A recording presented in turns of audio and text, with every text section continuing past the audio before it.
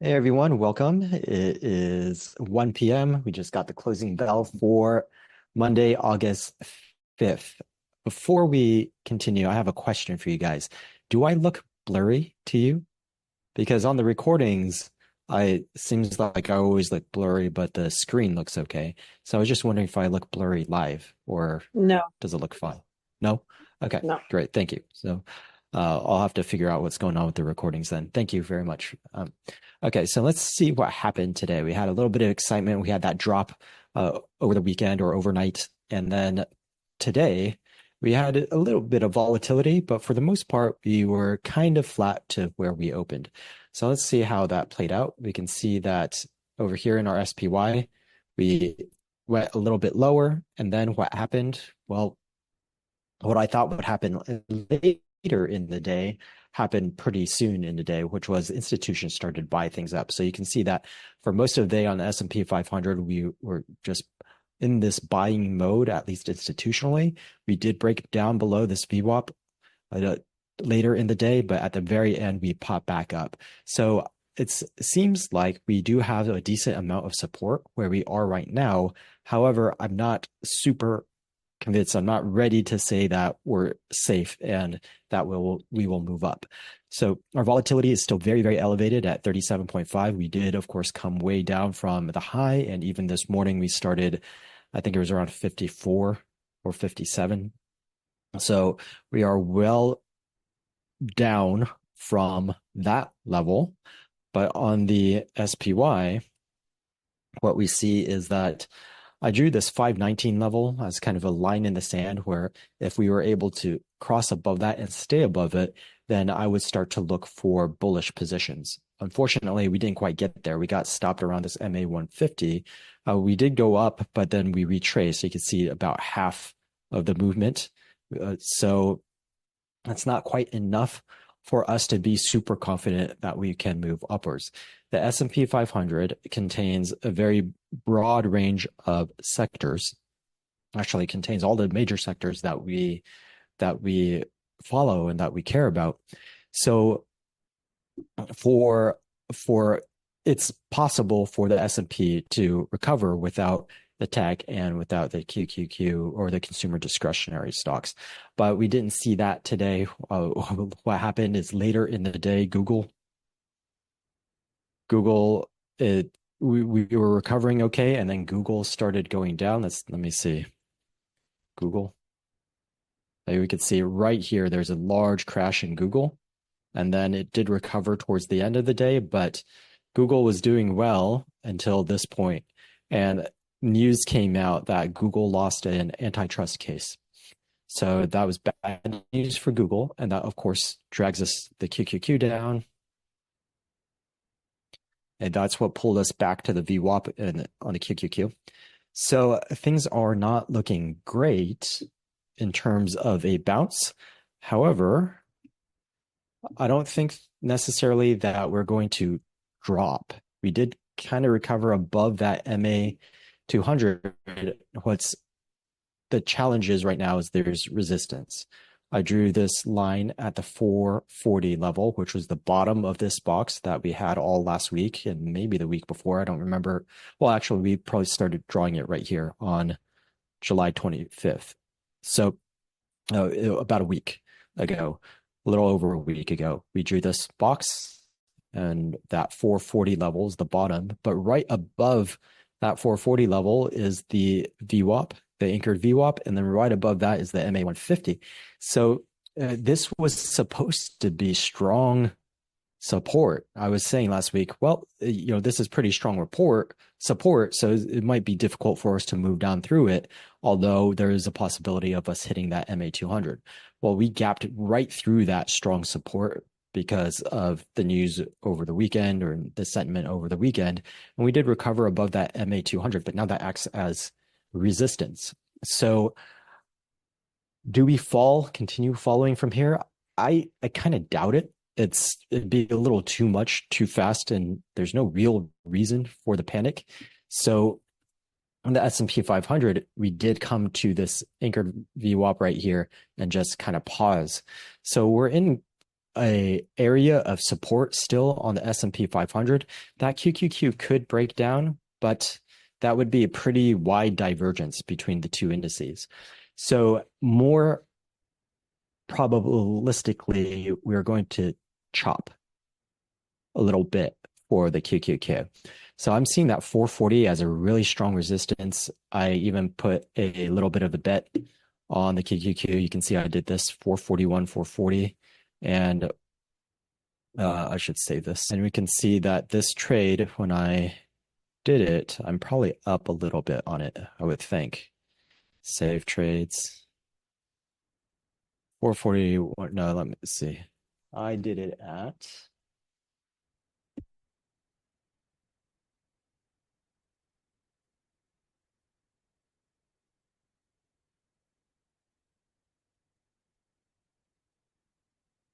41, not 44.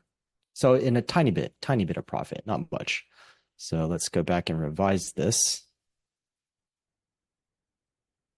41 cents. So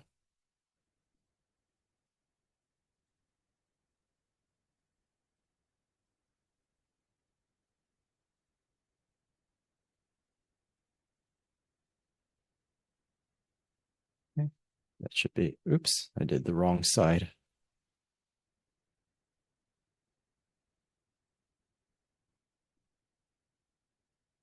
Okay, 41 cents. I'll save that. Okay, so tiny bit. And now 440 is going to act as a pretty strong resistance. Now I could lose on this trade. It's not a guarantee, but there is a really strong resistance here for the rest of the week. So chances are we're going to chop sideways. We could break back down below that MA200 as it starts to rise up. But even if we break below the MA200, doesn't mean we're going to just drop like a stone. We could just stay below that MA200 for a while and then start to move lower the following week. So we're still in a bit of a precarious position right here. This is actually a very similar position as Friday. Friday, we are at support, and it was a reasonably strong support. We had this horizontal right here, and it said, okay, well, we could bounce from here, maybe 50-50, but we still want to be hedged. And then we ended up dropping. Well, the same thing is happening today.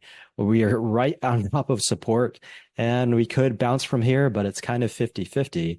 And but it could drop. So we still want to keep that protection on, at least overnight.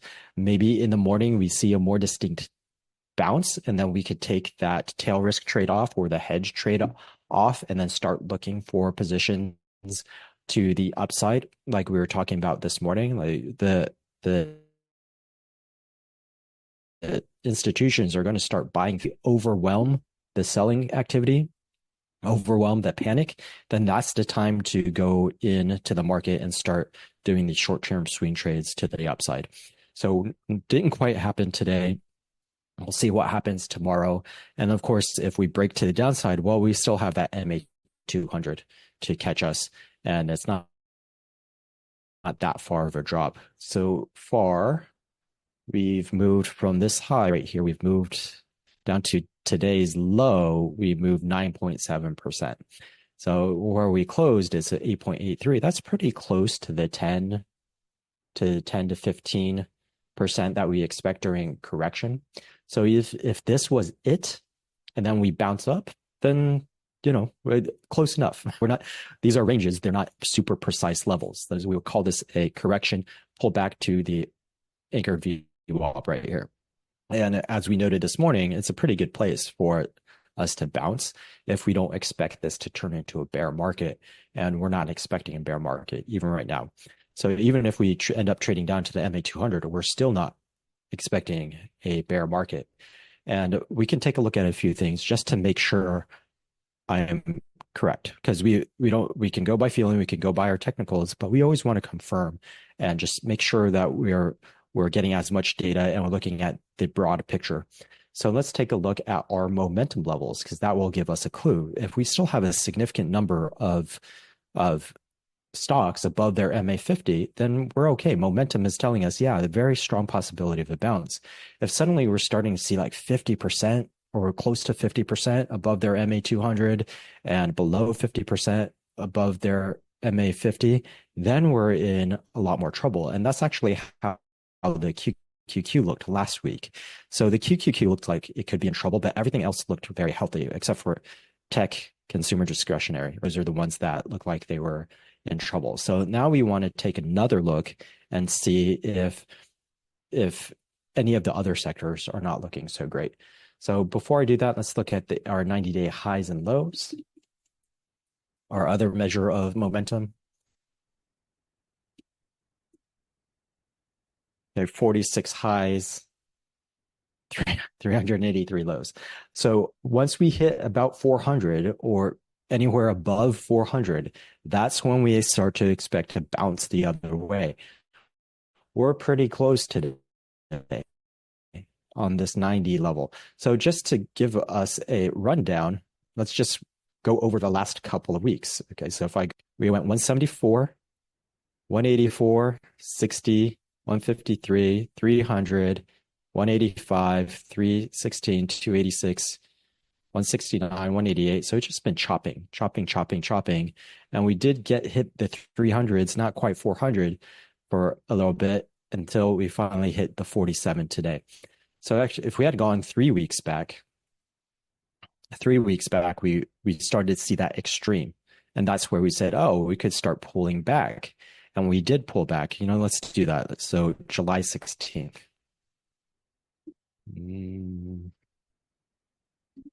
So we'll go back a month.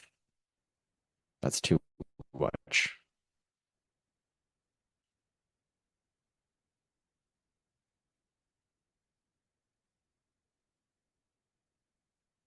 Okay, we'll start on the 15th. So 370, 646, this was our extreme. And then we said it's time for us to start pulling back to the downside. And then this is July 17th, the end of July 17th. So if we look at the end of July 17th, that is this day right here. So we did start pulling back, and then we pulled back all the way until July 25th. So if we watch this number, this 297,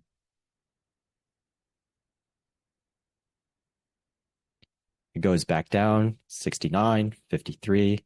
Then we start chopping 174, 184. Okay, that's the thing that we went through at the beginning.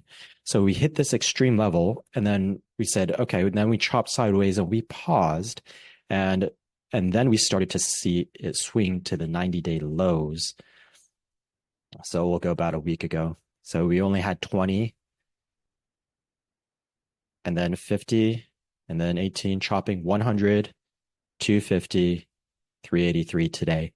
And so now we're approaching the extreme levels.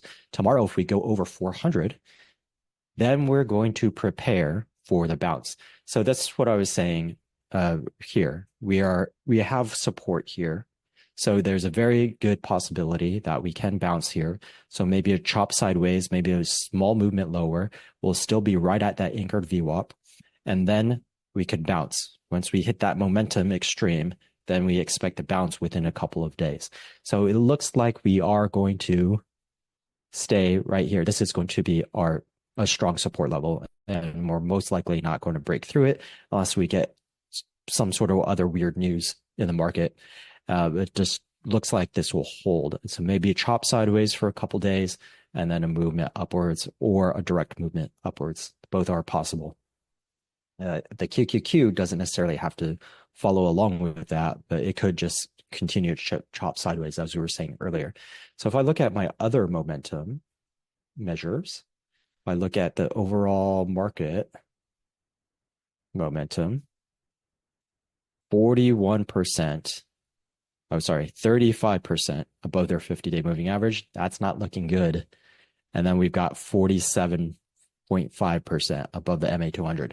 So the overall market is not looking good. This is starting to look like a bear market if we look at all stocks $2 and above. So we want to keep that at the back of our mind and say, hey, there's a big warning sign right here. But does that translate to the large cap stocks? Does that translate to the the mega cap stocks, does that translate over to even small cap and medium cap stocks? We'll have to see, not necessarily. So this is just an early warning signal right here. If we look at our market performance, we'll start out with our S&P 500. We've got 43 below the MA 50. So that's definitely not good, but we still have 59% above our MA 200. So it's not great, but we're not hugging that 50% line. So the S&P 500 is still doing okay. We'll look at the sectors after we look at the indices. The Russell 2000 is not looking good, 35%, 48%. And our NASDAQ is definitely not looking good either, 30%, 40%. So right now, the only thing kind of the saving grace for us to not just be fully bearish is the fact that we have a lot of sectors that are still looking really, really, really good. In fact, if I look just straight down the MA 200, the only ones that are below are XLY, consumer discretionary, energies, and tech. So basically the same as last week. I don't remember. I don't think energies was here last week, but we definitely had consumer discretionary and tech. So everything else is looking pretty, like utilities super strong, real estate super strong. We've got healthcare super strong. All of those, of course, are defensive sectors. Our consumer staples super strong. So what is happening right now is just a rotation into the defensive sectors. If it was a true bear market, everything would be falling, including consumer staples, including the utilities and healthcare.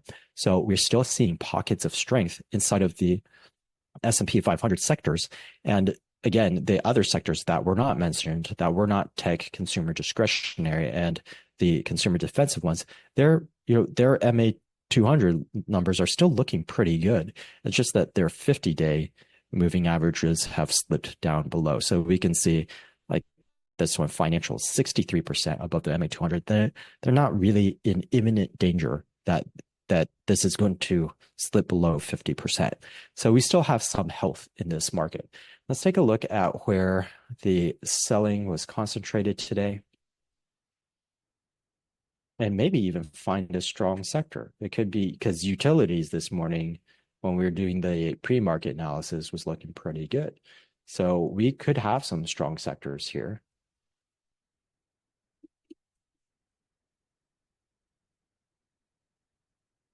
Okay, so everything fell. So everything fell, including utilities and staples. So it's just that some things did not fall as much. The only thing that is up is TLT. Even gold and silver fell a bit. So the only thing really up is TLT. Now, what it will be more, I can't really see. Maybe I can see. Let's see. Show me sectors where the close is greater than the open.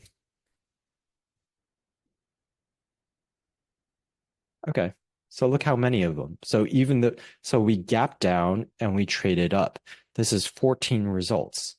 And then if I look, oops, that's not what I want to do, but okay, so 14 out of 14.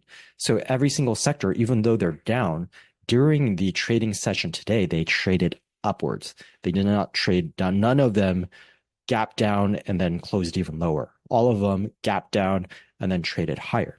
So that's good news. That's stability. That's stabilizing. That's not a continuation, especially on a Monday, which is a rotation day. So Tuesday, we could catch a little bit of bid or at least stabilize. So all of this is just telling me that most likely we are not going to continue to drop, that we've probably found our support here. And at some point, as long as we break above this 520 or 519 level on the S&P 500 and our VIX continues to move downwards, then we're probably going to fill this gap. I don't know if it's going to be this week. It could be sometime next week, but basically the sell-off, we can comfortably say with fair confidence, say 60 to 65% confidence that we are not going to continue to drop down, that this is it. It doesn't mean we're going to go straight back up, but we could chop sideways, we could move higher, we could go a tiny bit lower. But everything that I'm seeing right now is this is pretty much it. We're a lot more comfortable than we were on Friday. So earlier when I compared this to Friday, where, hey, we're at support, but we're still kind of 50-50 and precarious. Well, going through that momentum level analysis has changed that for me a little bit. So no longer 50-50 going up or down. Now I'm more, we just said about 65% up, or at least sideways rather than down. So that downside risk is a little bit less. And of course, we have support closer. We talked about this morning. Support to the downside is closer than resistance to the upside. So I have a higher probability that I'm going to bounce upwards. And on the upside, I have greater reward than I do have risk to the downside. So that's looking like an environment where I can at least lean bullish a little bit, as long as I'm in those stronger sectors that were consumer staples, healthcare, real estate, and utilities. So if we do go long, if we do start leaning long, it's going to be in one of those four sectors. And it's going to be because we do have a little bit higher probability of going up from here. We could chop sideways, in which case nothing will really work out on a single option strategy or portfolio. So we'll just go with the stronger sectors and say, maybe if once we feel okay about it, then we're going to start leaning our portfolio slightly bullishly. And what's going to tell us that we're feeling okay? VIX starts to drop and S&P closes above the 519. So that's not today. So meaning I'm not going to go into a bullish position tomorrow morning, but maybe Wednesday morning if we close above that 519 tomorrow. So that's how everything's looking. That's the game plan. Again, we don't really care in this particular environment. We don't care that much about earnings. We don't care too much about the economic reports. We're just waiting for the panic to settle, and which it pretty much already has. But now we want to see the institutional buying overwhelm the sellers and start moving upwards. Okay, so that's the plan.